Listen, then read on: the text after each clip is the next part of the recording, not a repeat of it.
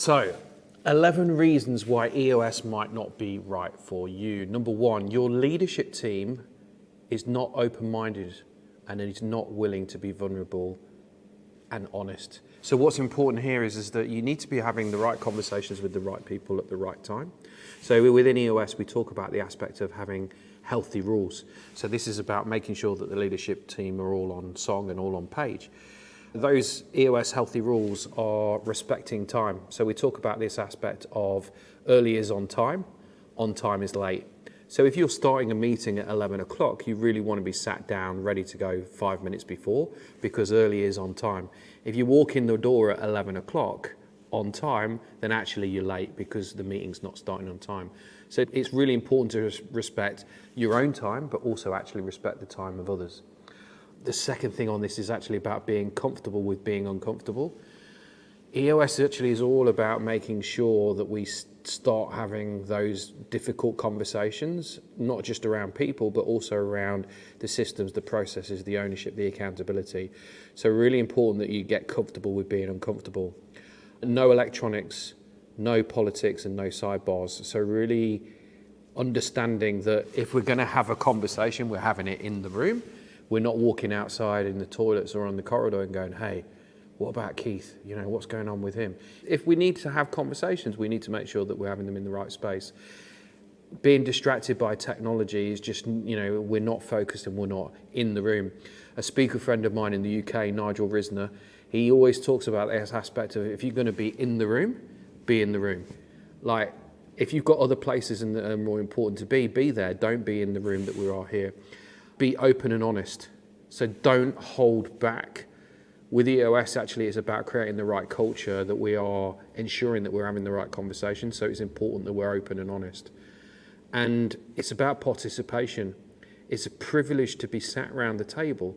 So if you sat around the table, then you have got to contribute. Being a passenger is not worthwhile. The second thing is that you're not ready for challenging questions.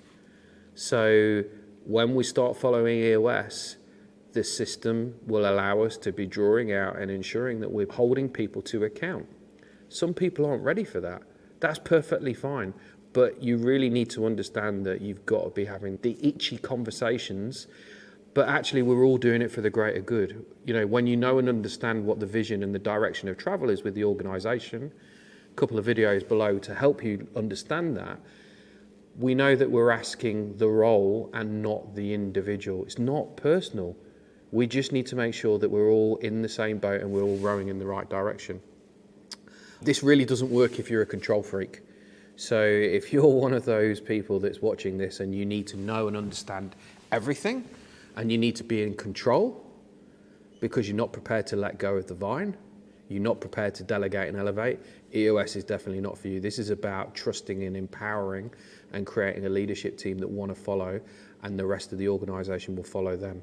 So just err of caution. Number 4, you're closed to new ideas or different ways of thinking. So if you are narrow-minded in your focus, it's not going to work. An implementer, or even if you're self-implementing, you're going to be asking yourself the question of, is what we're doing the right thing? Do we need to do things differently? If we always do what we've always done, we'll always get what we've always got. So the challenge is going to be there. If you don't like challenge, EOS is not for you.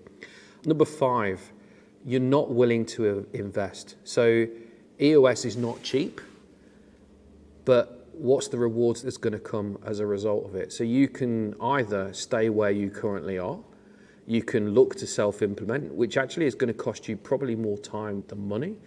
But actually, if you want to get the results quicker and faster, that's when investing in an EOS implementer like myself or one of my many colleagues around the world, that will help you achieve the things that you want to achieve faster and quicker.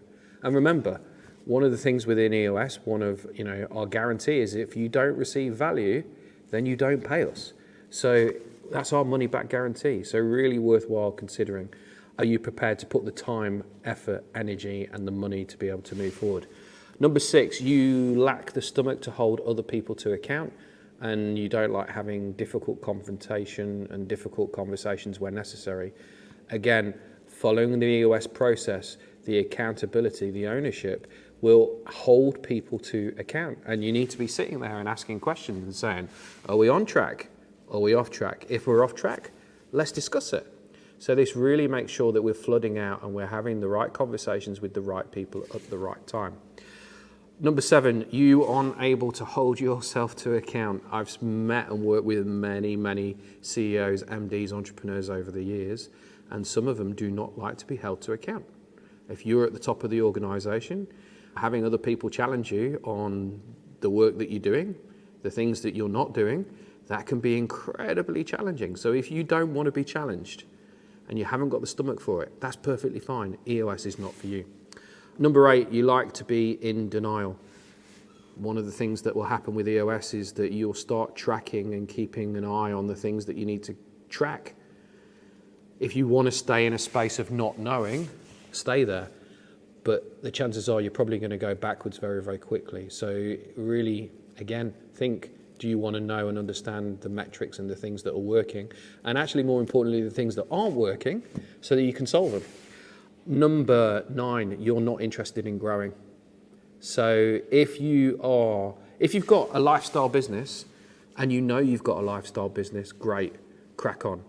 If you have the aspiration and you want to grow, EOS is for you. So if you're just in a space where you're just doing okay and that's fine, great, EOS is not for you.